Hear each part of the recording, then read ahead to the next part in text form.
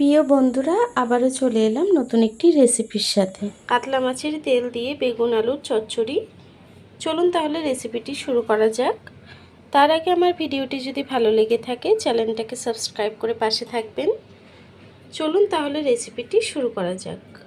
কাতলা মাছের তেলটি রান্না করার জন্য একটি কড়া বসিয়ে নিয়েছি। কড়াইটি গরম হয়ে গেছে, সামান্য একটু তেল দিয়ে দেব। তেলটি গরম হয়ে গেছে, দিয়ে দেবো একটু কালো জিরে ফোড়ন, দেব কিছুটা গোটা রসুন। রসুনটাকে হালকা করে একটু ভেজে নেব। রসুনটিকে লাল করে ভাজা হয়ে গেছে, এখন দিয়ে দেবো পেঁয়াজ কুচি। আমি 3টে মিডিয়াম সাইজের পেঁয়াজ কুচি করে নিয়েছি, দিয়ে দিলাম। পেঁয়াজটাকে নরম করে একটু ভেজে নেব। দিয়ে দেবো কিছুটা কাঁচা লঙ্কা, ঝাল যতটা পছন্দ করেন সেই অনুযায়ী অ্যাড করবে। এখন পেঁয়াজ কাঁচা লঙ্কাটাকে একটু ভেজে নেব। পেঁয়াজটা একটু ভাজা হয়ে এসছে, এখন মাছের তেলটা দিয়ে দেব। আমি কাতলা মাছের তেল নিয়ে নিয়েছি, দিয়ে দেব। তেলটাকে দিয়ে কিছুক্ষণ ভেজে নেব। দেব সামান্য একটু নুন, দেব একটু হলুদ গুঁড়ো। এখন সব কিছুকে একটু ভেজে নেব।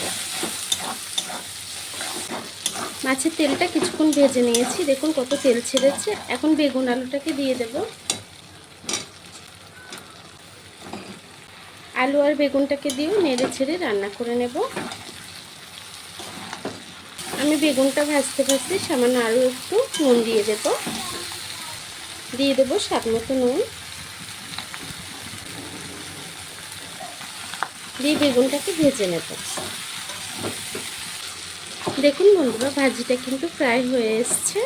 আমি কোনো রকম জল কিন্তু অ্যাড করিনি। মাছের তেলটা দিয়ে কিন্তু ভাজিটা পুরোটা ভাজতে হবে। তরকারিটি হয়ে গেছে, এখন গ্যাসটি বন্ধ করে দেব। তরকারিটিকে এখন নামিয়ে নেব।